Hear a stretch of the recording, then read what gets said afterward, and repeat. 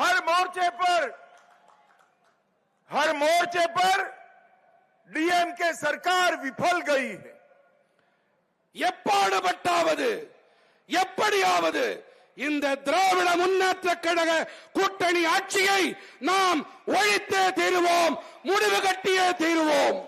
पूरे भारत में सबसे करप्ट गवर्नमेंट अगर कहीं पर है तो दुर्भाग्य से वो तमिलनाडु में है. மக்களே, ஒரு விஷயத்தை கொஞ்சம் கவனமா கேளுங்க. ஒட்டுமொத்த பாரதத்திலும் எங்கேயாவது மிகப்பெரிய ஊழல் நிறைந்த கட்சி, மிகப்பெரிய ஊழல் நிறைந்த ஆட்சி என்று சொன்னால் அது தமிழ்நாட்டின் திராவிட முன்னேற்ற கழக ஆட்சிதான். भाई साहब, मैं बोलूं इतना ही बोलिए आप. तमिलनाडु सरकार बोला तो इतना ही बोलिए आप. अपने घोषणा पत्र का सबसे कम वादों को पूरा करने वाली कोई सरकार है तो तमिलनाडु में डीएमके सरकार है.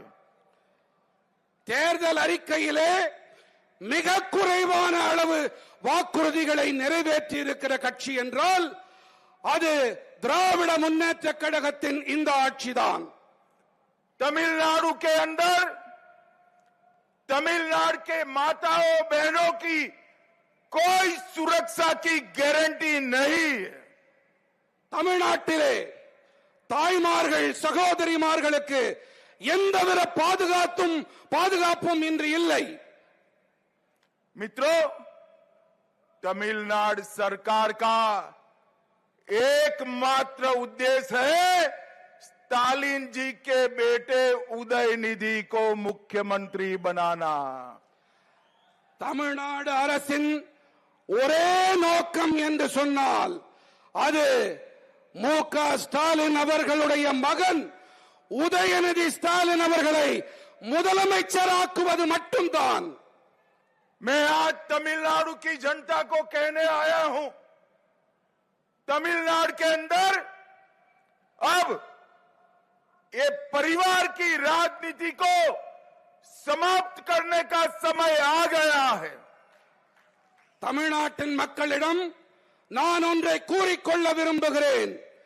ஒரு குடும்ப ஆட்சி, அதற்கு முடிவு கட்டியே தீர வேண்டும். அதற்கான நேரம் வந்துவிட்டது. பிளே ஸ்டோர் மற்றும் ஆப் ஸ்டோரில் இருந்து பாலிமர் செயலியை QR கோடு மூலம் பதிவிறக்கம் செய்யுங்கள். செய்திகளை உடனுக்குடன் பெறுங்கள்.